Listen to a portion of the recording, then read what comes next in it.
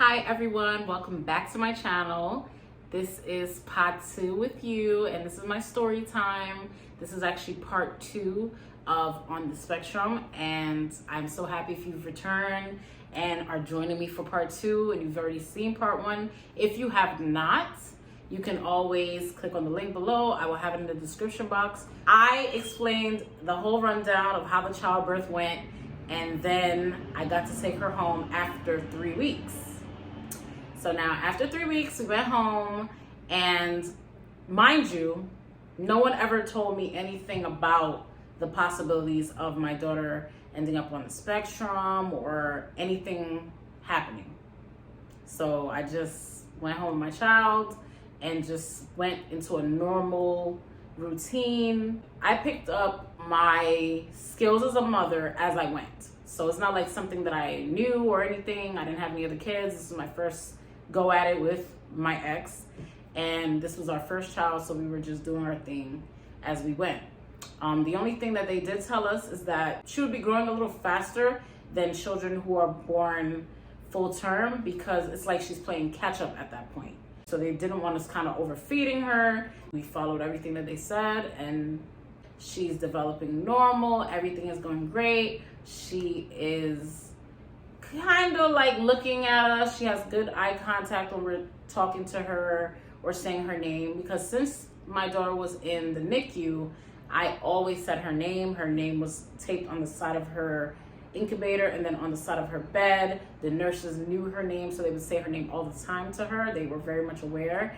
I used to have, I'm pretty sure I still have it somewhere in my storage, where I had the little tag that said her name on it and how much pounds she was when she was born, and how many weeks she was born. It said it on the tag. And so yeah, we were saying her name since she was young. So then when she got to like about 6 months, I would say, she began to not really be as responsive to her name.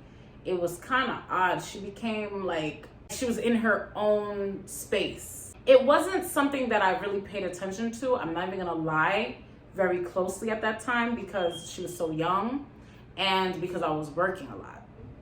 So when she was like about 1 is when it became a little more alarming to me, because that's when I would be calling her name. First red flag that I got was she wasn't responding to her name, as in she wasn't looking, she wasn't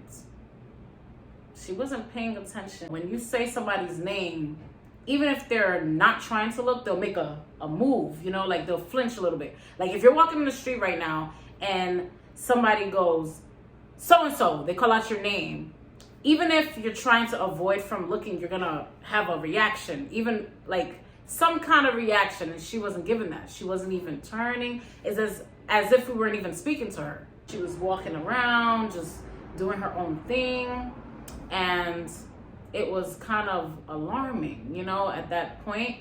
But what basically deterred me, I did speak about it to a pediatrician, and she did have a concern as well that she wasn't really saying much.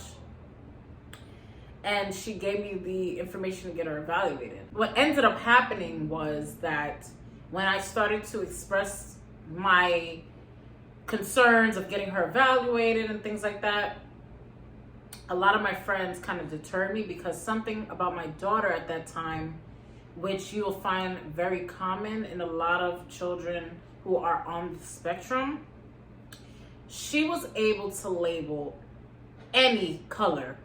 She was able to label any animal, the animal sound.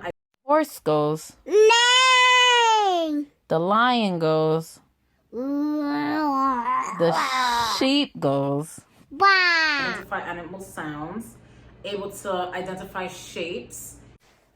Yellow. Pink. Basically label a lot. But the things that she was labeling and identifying were things that she had learned, and she became into like this repetitive cycle where she was just echoing those things. So it's not like she was saying anything else, and it's not like she was communicating to say like, I want to eat. She wasn't even saying that. She wasn't responding to her name. She was only echoing certain things that she had heard over and over and over again, whether it was in a song, which was like the alphabets, the numbers, the colors, the animals, the animal sounds, the shapes. Those are the things that she was continuously basically repeating. She wasn't able to say anything else. And that was like a big concern for me for a very long time, from 1 all the way to 2.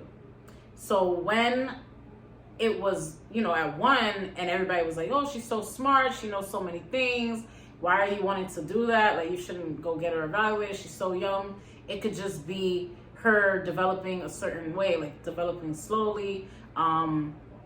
Just let it go. And I'm like, you know what, it's right, because she was counting up to 100. So I'm just like, you know what, maybe it's true. By 2, she was echoing a lot. She was saying mama, she was saying dada, but it was an echo. And she was even echoing her name. And that was something that stood out to me. And me and her father, we had made a decision around the time, but right before we got her evaluated, because I did tell him and everybody else, I said that if she doesn't answer to her name by the age of 2, I have to get her evaluated, because that's something that I'm really concerned about. I wasn't sure what it was. I didn't know exactly what to call the situation. I just knew that something was not right. Something in my intuition told me, like, it's something not right. And so we brought her to the daycare. And I remember when I brought her to the daycare, the owner of the daycare wanted to meet us together. First I went, I checked it out, then she wanted to meet my daughter. And I brought my daughter, and she was like, hi. And she said her name. She was like, hi. And my daughter said it back. She echoed exactly what the lady said. She didn't say hi. She said her name as she was saying hi. And the lady was like, wow, that's kind of strange that she did that. And I was like, yeah. And that, I peeped it, but I kind of just let it go, because I knew deep down I was going to get her evaluated. So now, a little bit after, like maybe a few weeks later, her birthday came, she turned 2. And she wasn't responding to her name. She was wandering around. Every time I called her, I'd have to get up and physically go get her. It's never a time where she would have came to me at that time. It would have to be me getting up and going to get her and saying, come here, or bringing her over for her to come to me. She would never come. And like I said, she was still doing the echoing, the labeling, and all that stuff. Around other kids, she would play by herself. She wouldn't really play too much with the other kids. She would be so caught up in her world and just walking around and just saying the same repetitive things she learned so far, and she was just stuck on those things. As far as communication, trying to communicate, pointing, things like that, she wasn't doing. And those are things that I didn't even realize how important they were until we went and did the whole evaluation process. When I said I was getting her evaluated, me and my mother completely fell off. I love my mom to death.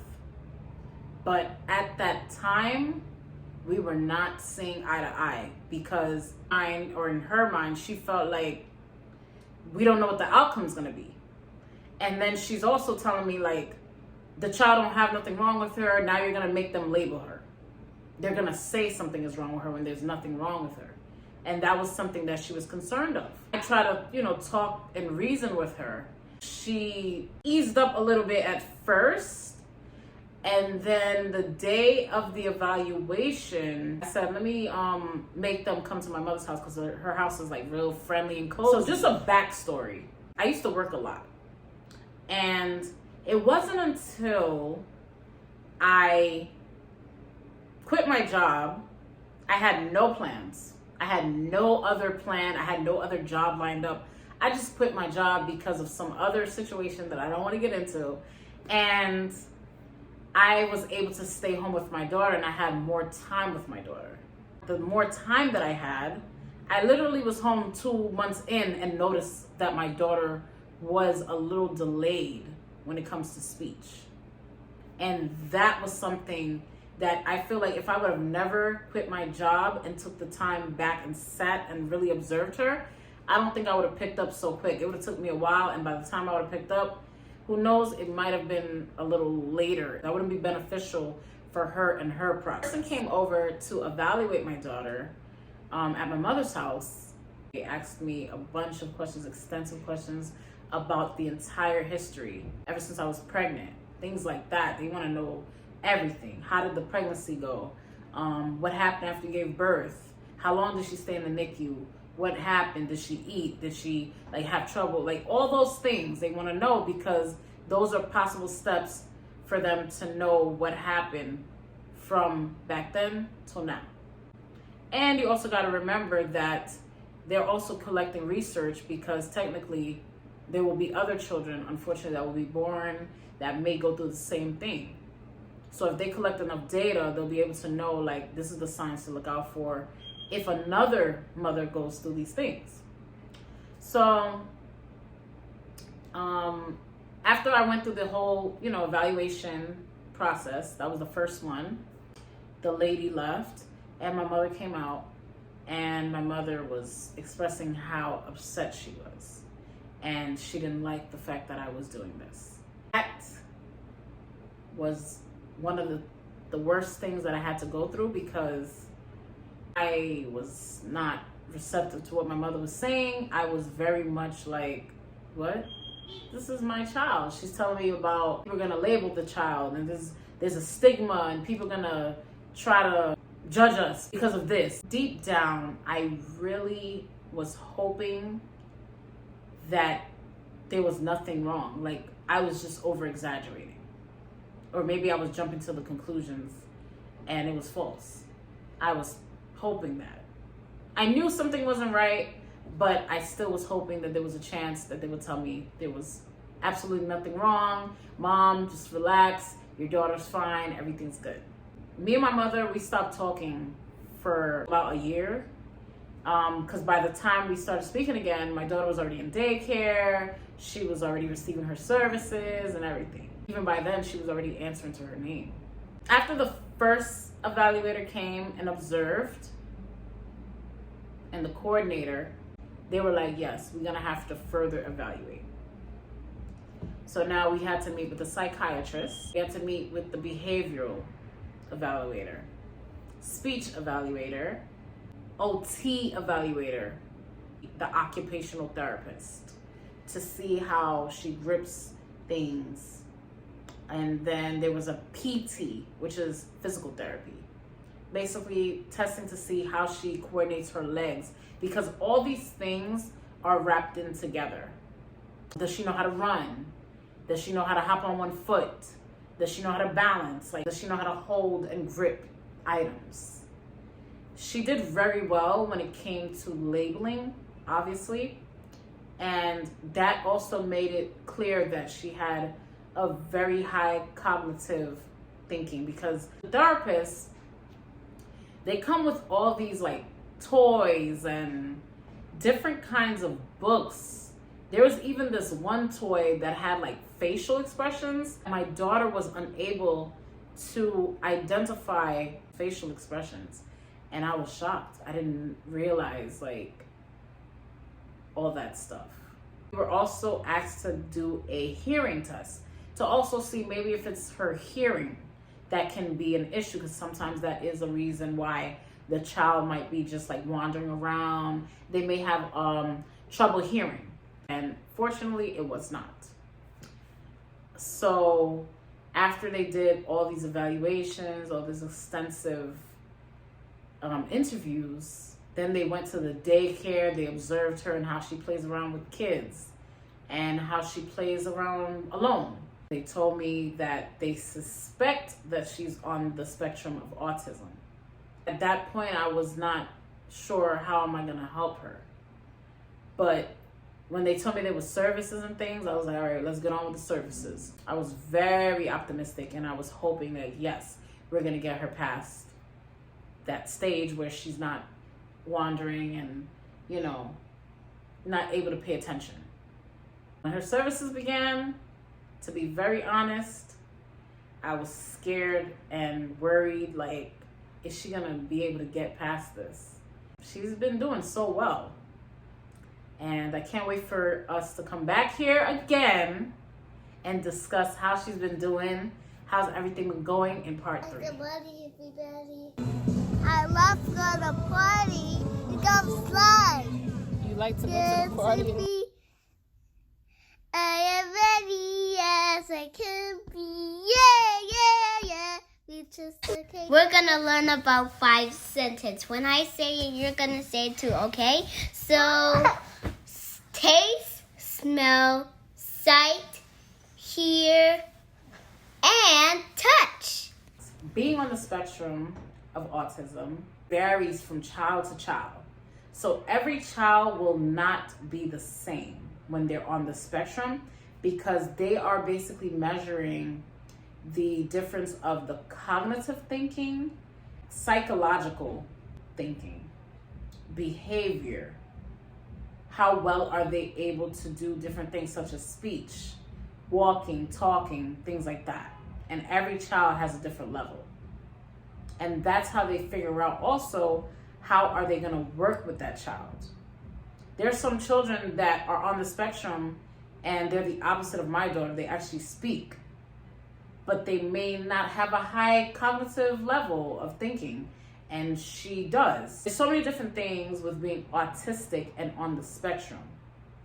I've seen now, recently, I've actually joined a support group, and it's now I'm finally able to see other parents expressing their concerns, or other parents expressing how their journey has been, whether it's been being a parent of an autistic child or on the spectrum or speech delay. And crazy thing is that a lot of these symptoms or diagnoses, they all are tied in with each other in some kind of way.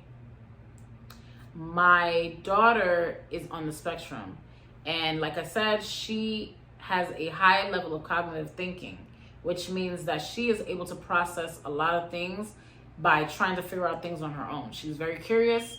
She is someone who has a quick processing system, if that makes any sense. I'm not a professional. I'm only going based on what I've been told through my evaluations, what I've observed through my journey with my daughter, because prior to me joining the group on Facebook, I had no idea of anything. I've never met parents that were so open to talk about it. I've never met parents that's been going through it. So it's like I haven't really been able to basically discuss these things with other parents. I am aware that being autistic means that a lot of the times, not all the time, that the person may fully be nonverbal, but they have a heightened level in another area. So a lot of the times you notice, like, people who are autistic or on the spectrum, they are so smart. They have these skills. And now that my daughter's older, I can't even keep up sometimes because she thinks so out of the box.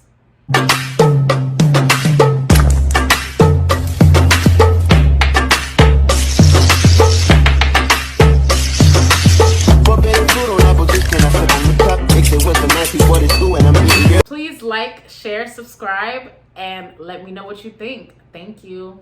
Bye.